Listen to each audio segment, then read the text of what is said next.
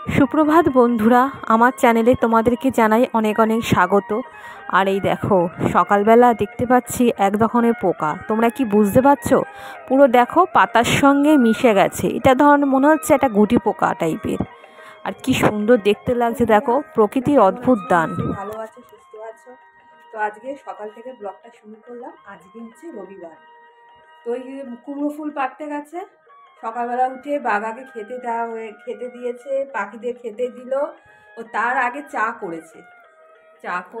তো আমি চা এখনো খাইনি। আমি একটুখানি উপরে যাই, দেখি ফুল হয়েছে কিনা। ফুলটা তুলে নিয়ে এসে তারপরে চাটা খাবো। তো চল। আমাদের বাবলা 9টার সময় ভাত খেলো। এখন কি খাবে? বাবা ভাত মেখে দিল, খেলো। আর সকালবেলা আজকে সব থেকে ভালো খবর বলতে সকালবেলা ও আজকে চা করেছে, সেটাই আমার কাছে ভালো খবর। আর ওটাও ও বলছে। আর ছাদে চলে গেছি, ছাদে গিয়ে দেখাচ্ছি তোমাদের আমাদের কত কুমড়ো শাক হয়েছে দেখো বাগানে।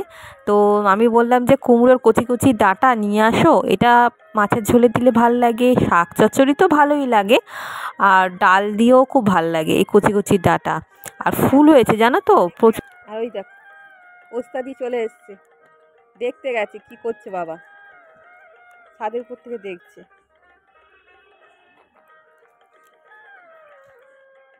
ফুলও হয়েছে, তো আমি বললাম যে ফুল নিয়ে আসো, বড়া করব। আর অনেক ফুল হয়। আর আমি তো এইদিকে যে আসতেই পারি না, কারণ কি বলো তো, ওইদিকে এত গাছগাছরা হয়ে গেছে, কাটা খোয়া পায়ের জন্য আরও ভয় লাগে। যদি ও গেল, ওই জন্যই বললাম যে তুলে নিয়ে আসো, খাওয়াও যাবে। আর পুকুরের খোলে নেমে যাচ্ছে দেখেছো, ওই রকম পারে, ওই বলেই সম্ভব। ভয় ডর বলে কিছু নেই। ওই দিকে সরে গেল। আমি বললাম যে কোথায় যাচ্ছ? তারপরে এই দেখো কি নিয়ে এসছে। পুকুরের দিকে ভেসে ভেসে একটা নারকেল অনেক দিন ধরে স্টে হয়েছে, তো ওইটাই ও নিয়ে এলো। নারকেলটা তো ভালোই হলো। এইটা আমার মনে হয় সবই নন্দুর কৃপা।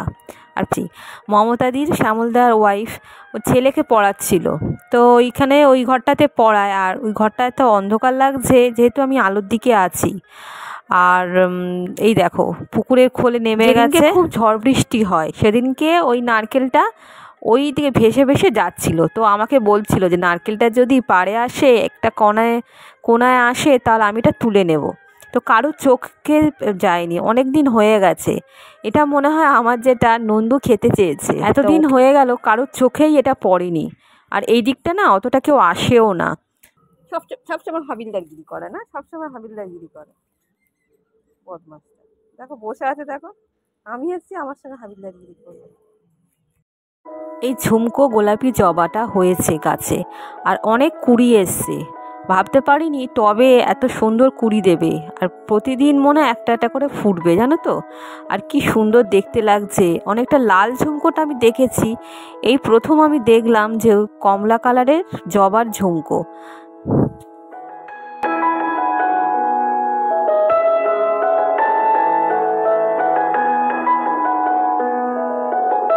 আজকে কোনো কিছুই এই 3টে করবই না, কারণ আজকে সকাল থেকে অনেক তাড়াহুড়োর মধ্যে আছি। একটু পরেই বেরোতে হবে, দেখতে পাবে কোথায় বেরোই। কলা গাছে ঠেকো দেওয়ার জন্য 2টো বাঁশ জয়েন করে নিল, ওর মাথা থেকে এইগুলো আসে, তো এটা নিয়ে যাচ্ছে। আর বাঘা দেখো ওখান থেকে উঁকি মারছে। তো আমি বললাম যে বাঘা ভেতরে যা। যে বাঘার পেছনে চিৎকার করে যাচ্ছি আমি, কারণ কি বলতো, গেট দিয়ে যদি বাইরে চলে আসে, অন্য কুকুর যদি চলে আসে কামড়াকামড়ি করবে, এটা সর্বত্র আমার ভয় থাকে। আর গেট বন্ধ করার সঙ্গে সঙ্গে উপরে দেখো দেখে যাচ্ছে, প্রত্যেকটা জিনিস ও আমাদের ফলো করে, দেখে যে আমরা কি করছি।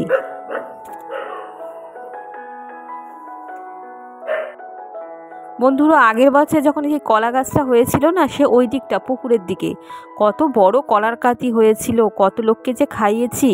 আর এই পাশে যে কলার কাঁদিটা হয়েছে, এটাকে তো ঠিক রাখতেই হবে, গাছের জিনিস বলে কথা। ওই জন্য এটাকে ওই 2টো বাঁশ দিয়ে, যাতে নড়বড়ে, এমনি নড়বড়ে মাটি খুব কম, ওরা ঠিক রাখার জন্য এটা ঠেকুটা দিয়ে দিয়েছে, যাতে কলা গাছটা মজবুত থাকে। যখনই বৃষ্টি বা ঝড় হয় তখন চিন্তা হয় কলা গাছ যদি পড়ে যায়। এটা দিয়ে দিল, একদিকে ভালোই হলো, যাতে কোনো রকম সাপোর্ট থাকলে কাজটা ঠিক থাকবে। আর কলার কাঁদিটাও যদি পরবর্তীকালে আমরা খেতে পাই, জানি না পরের কথা। তো এটাই করা হলো। তারপরে দেখো বাগানে ঘুরলাম, খিদে পেয়ে গেছে, খিদে তো পাবেই। আর আজকে একটু তাড়াতাড়ি করি, কারণ ও খেয়ে দিয়ে তো একটু কালেকশানে বেরোবে। তাড়াহুড়ো করে একটুখানি পরোটা করে নিলাম। কি করব বলো, খিদে তো পায়, একটু আনি। আলু ভাজা আগের দিনকে ছিল, আর একটুখানি গুড় ওকে দিয়ে দিলাম, ও খেয়ে নিক, তারপরে আমি খাবো। পরে পরে করে আর খাওয়া হয় না। তো আমি ভাবলাম ঘরগুলো মুছে নিই, ঘরগুলো মুছে নিয়ে তারপরে আর যে অন্য কোনো কাজ আছে, তাড়াহুড়ো করছি জানো তো, কারণ এক্ষুনি বেরোতে হবে। এখন না বেরোলে না সন্ধেবেলা আমাদের এই চারপাশের এই সোনারপুরের যে দোকানগুলো আছে না, অনেক দোকান বন্ধ হয়ে যায়। তো এই জন্যই ভাবলাম যে বেলার দিকে যে কাজটা করতে হবে সেটা যদি করে আসা যায় তো খুবই ভালো হয়। ওই জন্য ঘরগুলো মুছে দিয়ে যাই, এসে স্নান করে রান্না বসিয়ে দেবো। যাওয়ার জন্য তাড়া লাগিয়ে দিয়েছি, আনার দেরি হয়ে যাচ্ছে। দু একটা বাসন ছিল, ভাবলাম যে এই যে বাসি কাজটা অন্তত সেরে যাই। তো দু একটা বাসন অন্তত মেজে নিয়ে জলটা ঝরিয়ে রাখি, আমার সুবিধেই হবে। আরও যদি ভালো হতো যদি সবজিগুলো কেটে দেওয়া যেত, তাহলে তাড়াতাড়ি হয়ে যেত। জানি না কখন ফিরবো, তাড়াতাড়ি করার চেষ্টা অবশ্যই করব, কারণ তাড়াতাড়ি আসলেই তো তারপরে রান্নাটা বসাতে পারবো বলো। তো এই জন্যই বাসনগুলো মেজে নিলাম, মেজে নিয়ে একটুখানি ফ্রেশ হয়ে নিই, মুখ হাত পা ধুয়ে তারপরে বেরিয়ে যাব। আমরা যারা বাড়িতে কাজকর্ম করি তাদের কত কাজ থাকে বলো, সারাদিন কাজ থাকলেও শেষ হতে আর চায় না। আর এই সকালবেলাটা না এনার্জেটিক থাকে, সন্ধেবেলার দিকটা না কেমন লেদার্জি আসে। যদিও একটু বেলা করে খাওয়া দাওয়া হয়, তাই একটু বিশ্রাম না নিলে হয় না। তারপরে সন্ধ্যের পর থেকে আরও অনেক অনেক কাজ থাকে, সেই কাজগুলো তো অবশ্যই করতে হবে। আর এই দেখো বাসনগুলো মাজা হয়ে গেছে, জল ঝরিয়ে রাখছি, জল না ঝরালে তুলতে অসুবিধা হবে।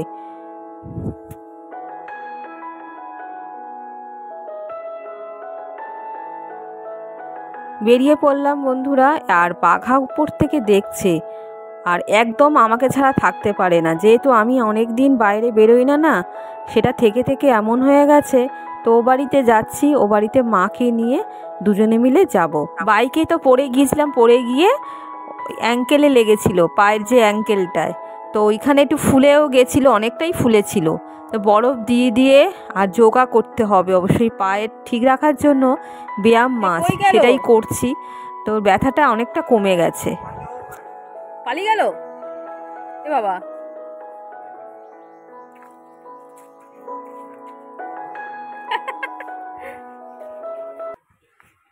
ওই রাস্তায় আছে মনে হয়। জিমনাস্টিক যখন হয়ে যায় সুবাইদা গোলুকে নিয়ে চলে যায়। গোলু মানে যে কালো কুকুরটা আসে, খেতে আসে আমাদের ওখানে, গোলু হচ্ছে যখন দেখে যে সুবাইদা ডাকছে যে বাড়ি চল, তখন ওকে আর ধারে কাছে থাকে না।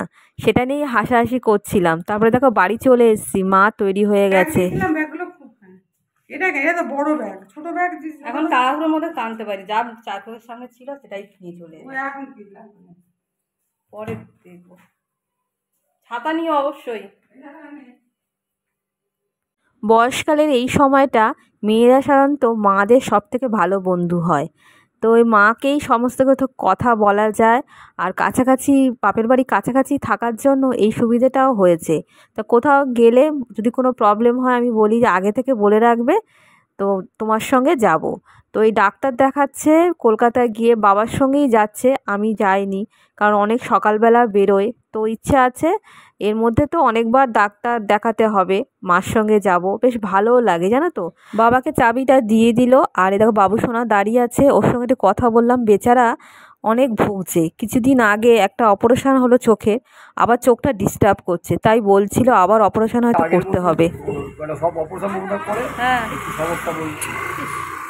এটা এত ভুগছে না।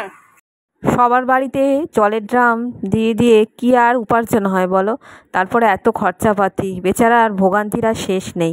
তারপরে চলে এসেছিলাম, তোমাদেরকে বললাম না বেরোচ্ছি, এই যে এইটাই কাজ, কিছু কেনাকাটা করতে হবে, ভাইয়ের তো বিয়ে, মামাতো ভাইয়ের। তো এই জন্যই ভাবলাম যে এখনই গিফটটা কিনে নিই, আগে থেকে জিনিসটা রেখে দিলে সুবিধেই হবে। তো তো এইটা একটা টেনশান।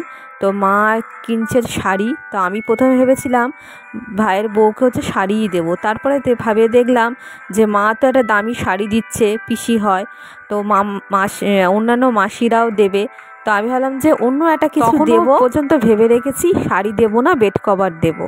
তারপরে আবার দেখো চেঞ্জও হয়ে যাবে, তোমরা দেখতে থাকো ভিডিওটা। আর এই দেখো কি সুন্দর সুন্দর শাড়ি, এটা হচ্ছে সোনারপুরের সিল্ক হাউস। তো ওইদিকে আরও দোকান ছিল, মা বললো এই দোকানটার কালেকশান খুব ভালো। হ্যাঁ সত্যি তাই, কি সুন্দর সুন্দর শাড়ি। আমি ভেবেছি যে এখন তো নিতে পারছি না, পরে অবশ্যই একটা ভালো শাড়ি নিতেই হবে এই দোকান থেকে। হ্যাঁ এই কালারটা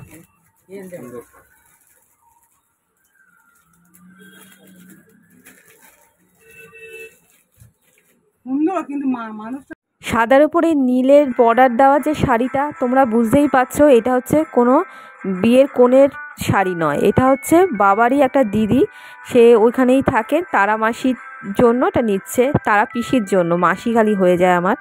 তো ওই পিসি অনেক বয়স, প্রায় 90 ছুঁই ছুঁই। অনেক দিন পর বাবার সঙ্গে ওই মাস্তুতো দিদির দেখা হবে, তো এইটার জন্যই ওনার জন্য শাড়ি, তারপরে সায়া ব্লাউজ যেগুলো লাগে বা এই দোকান থেকেই নিচ্ছে।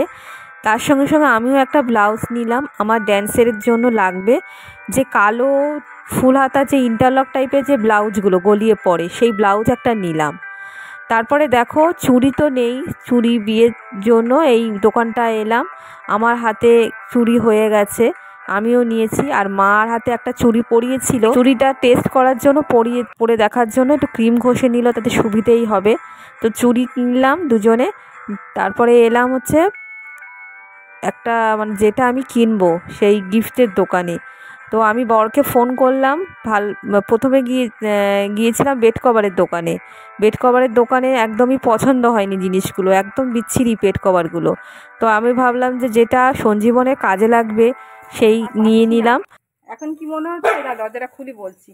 আর এই অবস্থা দেখো, হ্যাঁ এসে গেছে তো, মা এসে গেছে তো, এই দেখো অবস্থা দেখো, না বেরিয়ে এইটা হয়েছে, তাই তো। দাঁড়া চাবি খুঁজে পাচ্ছি না, এই তো না, ও বাবা যে না বেরিয়ে হয়েছে। রান্না বান্না করতে হবে, সব কাজ করে বাবা এখন যাওয়া মানে, চলো চলো চলো, এই তো চলো চলো। পাচ্ছি না, এই রোদ্দুরে এলাম, রান্না বান্না করতে হবে, স্নান করে আগে প্রথমে গোপালকে স্নান করিয়ে পুজো টুজো দিতে হবে, তারপরে রান্না করতে হবে। তাও রান্নার জোগাড়টা যদি করে যেতাম, সময় পাইনি যে করে যাবো, ইচ্ছে ছিল। দেখা যাক কি রান্না করি।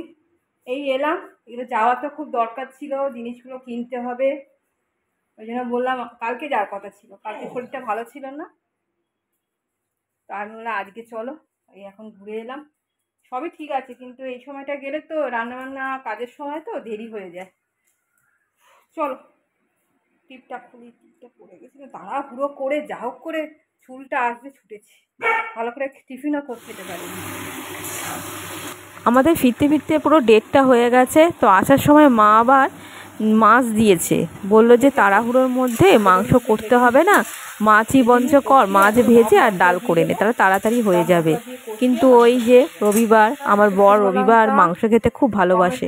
তারপরে যে মশলা, জিরে ধনে, তারপরে গুঁড়ো মশলা, গরম মশলা সব একসঙ্গে দিয়েছি, মানে কাঠ সব ভেজে গুঁড়ো মশলাটা একটু রেখে দিয়েছি, প্লাস এগুলো একটু ভিনেগার দিয়ে দিলাম। আজকে রবিবার, একটু মাংস না হলে ভাল লাগে। তো প্রথমে ভেবেছিলাম করবো না, জানো তো, কারণ ওই মাংস করতে বেশিক্ষণ লাগে না, কিন্তু মাংসের যে উপকরণগুলো সেগুলো করতে তো টাইম লাগে। তো করেই নিলাম তাড়াহুড়ো করে, এমনিতেও আমাদের খেতে খেতে তো সেই বেলা হয়। দেখো পেঁয়াজ আদা রসুন ভালো করে কষিয়ে নিচ্ছি, তার আগে মাংসটা ভেজে নিয়েছি। আজকে মাংসটা একটু অন্যভাবে করেছি, আজকে পুরো ভেজে নিয়েছি, ভেজে নিয়ে এই মশলার মধ্যে ভালো করে কষাচ্ছি। আর জিরে ধনে গরম মশলা, তারপরে গোলমরিচ সব বেটে নিচ্ছি, এরকম টেস্টটা খুব সুন্দর হয়, দেখালাম তোমাদের একটু আগে। আর তারপরে একটু গুঁড়োও রেখে দিয়েছি সেই মশলার, আর সেইটাই হচ্ছে এই চাটনিতে দিয়ে দেবো। আর বাটাটা এর মধ্যে দিয়ে দিলাম মাংসের মধ্যে, কাঁচা লঙ্কা ভিনিগার সমস্ত কিছু মশলা, গুঁড়ো মানে গোটা মশলা একটুখানি শুকনো কলায় ভেজে নিয়েছিলাম, সেটাই বেটে এর মধ্যে দিয়ে দিয়েছি। টেস্টটা খুব সুন্দর হয়। আর গরম মশলা বাটাটা যখন রান্নাটা মানে প্রায় হয়ে আসবে তখন দিয়ে দেব। এই দেখো গুঁড়ো মশলাটা এই চাটনির মধ্যে দিয়ে দিলাম। আর চাটনিটা একটু পাতলা মতন করছি। চাটনিটা তো করবো করে অনেক দিন ভেবে রেখেছি, কিন্তু কিছুতেই করা হচ্ছে না, তাই ভাবলাম যে চাটনিটাও করে নিই। ভাতও হয়ে গেছে, ভাতটা ফ্যান ছাড়তে দিয়ে দিয়েছি। আর কি সুন্দর দেখো, এই ওয়েদারে এরকম চাটনি খেতে কি ভালোই না লাগে। আর কুল আর টমেটো দুটো মিশ্রণটা দারুণ লাগে। দেখো মাংসটা ভালো করে কষিয়ে নিচ্ছি, বেশ সুন্দর একটা গন্ধ লাগছে।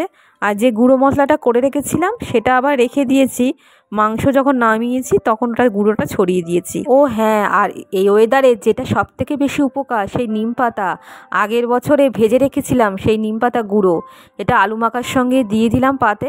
আর খেতে কি ভালো লাগছিল এই ওয়েদারে। তো বন্ধুরা ভিডিওটা এখানেই রাখছি, আবার দেখা হবে নতুন একটা ভিডিও নিয়ে তোমাদের সঙ্গে। টাটা।